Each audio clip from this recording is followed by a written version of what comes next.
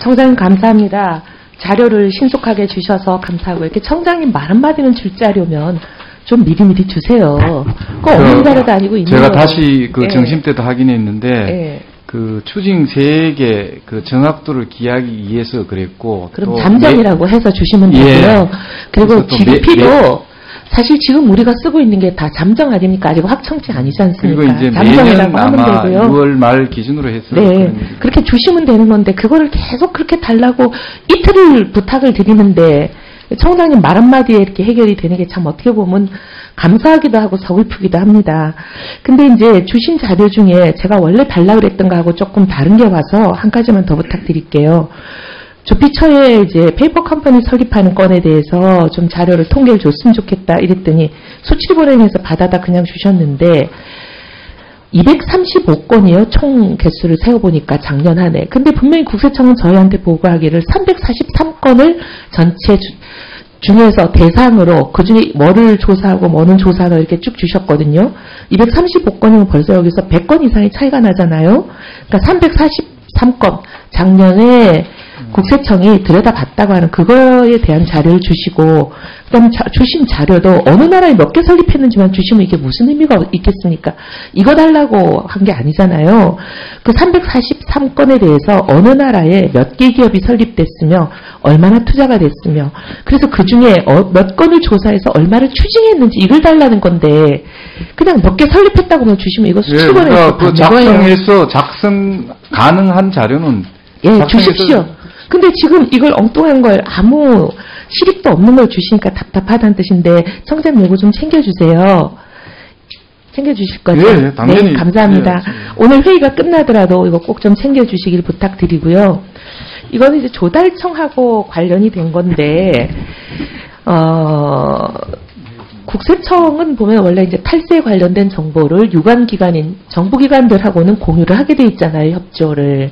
그래서 법무부 출입관리국에도 주고 조달청에도 주고 그렇게 돼 있잖아요. 왜냐하면 탈세 전력이 있는 사람이 조달청에 입찰을 한다든지 이런 걸 우리 국가계약법에서 막고 있으니까 5억 이상을 탈세한 사람이 2년이 경과하지 않으면 정부공사를 조달청에 국가계약을 할 수 없게 돼 있잖아요. 근데 이제 지금 강주지방조달청이 저희한테 말씀하시는 건 뭐냐면 올해예요. 불과 한두 달 전이에요. 결국 우선협상 대상자로 지정된 H사가 탈세 전력이 있다는 소문을 어디선가 듣고 이걸 국세청에 확인을 해보려고 왜냐하면 이게 탈세 가액이 5억이 넘는지 안 넘는지 알아봐야 제한을 할 거 아닙니까 입찰에. 그래서 이걸 물어봤는데 국세청이 답이 뭐라고 왔냐면요. 이렇게 왔습니다. 납세자 비밀보호 때문에 알려줄 수 없다. 늘 보면 국세청이 이런 식이거든요. 청장님 이거는 아니지 않습니까? 십정법상 그렇고 또 지지난 해에 법이 개정되어서 5억 이상 조세 포탈범에 대해서는 정보를 공개하게 되어 있습니다. 그래서 어떤 사정인지 제가 확인해보고 조세 포탈범으로 확정되었으면 유죄 판결이 확정이 됐고요. 확정이 된 것뿐만 아니라 확정 날짜까지 다 있고 판결문도 있고 다 있는데 판결문에는 탈세 가액에 대해서 구체적으로 적시하지 않아서 이게 5억이 넘다 안 넘는다를 알고 싶어하는 게 지금 조달청의 입장이에요. 근데 광주지방조달청만 국세청에 부탁한 게 아니라 저희한테 말씀하시기로는 조달청 본청도 국세청에 이걸 달라고 얘기를 하는데 이 사람은 이 H사는 뭐냐면 허위세금 계산서 15억을 발행한 그래서 유죄 판결이 확정된 사람이에요. 근데 이런 경우까지 어떻게 납세자 비밀보호 때문에 정보를 줄 수 없다 이러면 일반적인 경우는 납세자 비밀보호 대상이지만 조세 포탈세액이 5억 원 이상인 경우로 법원의 확정 판결을 받은 자는 공개 대상입니다. 아니 당연하죠. 네, 그걸 아니까 물어보는 거 아닙니까? 당연히 줘야 되는데 국세청이 그 일을 안 하시니까 제가 지금 얘기하는 거죠.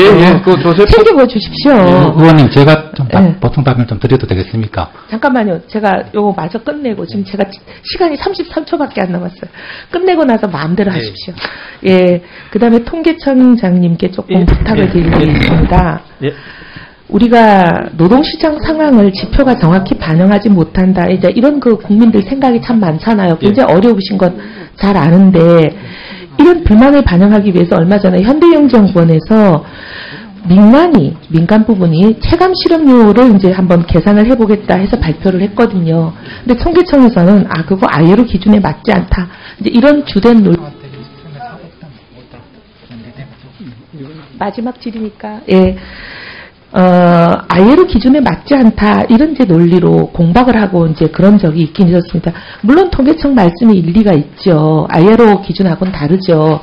그런데 이제 ILO가 주로 대상으로 하는 유럽 국가나 서구 국가하고는 다른 우리만의 독특한 특수 상황이 있지 않겠습니까? 예를 들면 청년 실업률 경우에만 하더라도 어떤 부분들이 이제 ILO에서 하는 그 청년 실업률에서 빠지냐면 우리는 보면 고시 보느라고 장기간 고시생들, 고시 준비하는 사람들, 그 다음에 대기업 채용 일정 기다리느라고 사실 어떻게 보면 4주간 다른 데 입사 지원을 하지 않고 기다리고 있는 졸업생들, 학생들, 그 다음에 뭐 스펙 쌓기에 여념이 없는 다른 취준생들, 졸업을 미루고 있는 사람들, 뭐 노량진 학원간에 넘쳐나는 고시 준비생들, 이런 사람들은 사실 다른 나라에는 없는 특별한 유형이고 계층이잖아요. 근데 이 사람들도 실질적으로 체감하기에는 실업 상태인 거잖아요. 그러니까 이런 ILO가 미처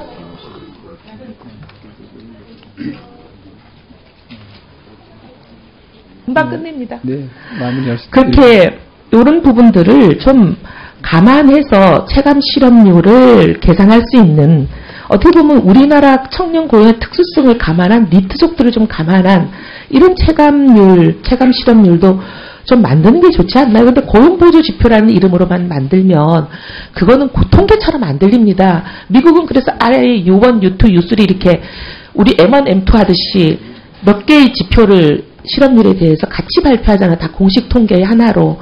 근데 고용보조지표라는 거 말고 그 공식 실업률 자체도 우리도 뭐 U1, U2 이렇게 좀 할 수 있는 방법이 없나. 그렇게 하는 게 좋지 않을까 생각해서 말씀드리는 겁니다. 예, 의원님 말씀하시는 취지를 충분히 알고 있고, 저희 고용보조지표라고 하지만 거기에는 저 고용이 이제 활성화되지 못한 시간제로 일하는데 추가로 일하기를 원하는 사람이나 또 말씀하신 구직단념자나 니트족 그리고 비경제 활동인기 위해서 쉬었음에 취업 의사가 있고 이런 사람들은 저희가 고용보조지표 안에 포함해가지고 발표하고 있고, 그 고용보조지표는 방금 말씀하신 미국이나 캐나다에서 하는 것보다 훨씬 더 포괄 범위가 큰 겁니다.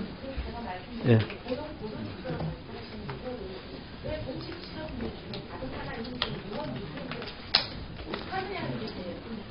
아니요, 발표 못하는 게 아니고 제가 좀 보조 설명드리면 원자료를 공개해가지고 필요한 사람들이 U1에서 U2 뭐 미국식이나 캐나다식으로 충분히 계산할 수 있게 해주고요.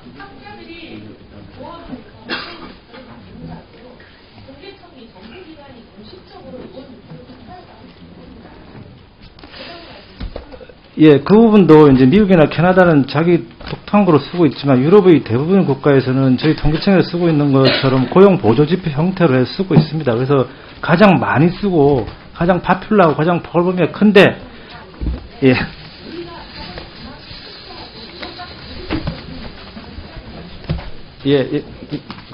그 말씀 명심해서 좀 더 깊게 고려해 보도록 하겠습니다.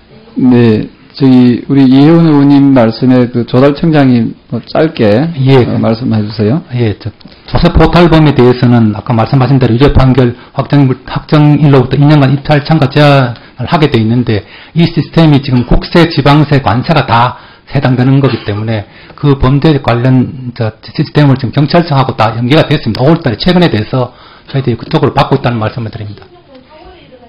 예, 그렇지. 2016년 5월달에 시스템이 연계돼서 그 시스템을 활용을 하고 있습니다.